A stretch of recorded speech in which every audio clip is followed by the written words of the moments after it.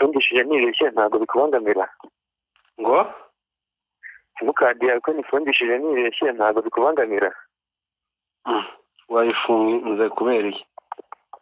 ngo hari amafaranga nari nyeberejeho nibeshye mbonye nyebereje nimero yawe ngitanga muri MTN ngo bayafunge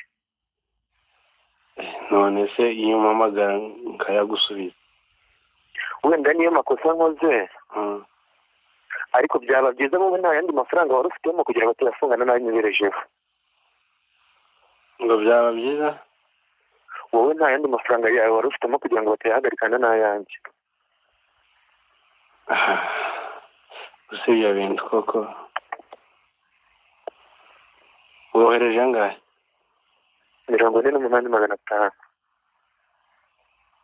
sawa reka naje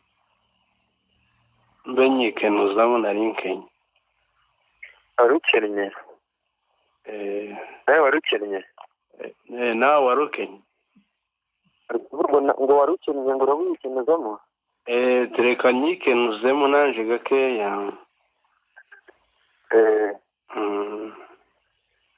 cyangwa nawe urayakeneye uragakenana ubwandu wanga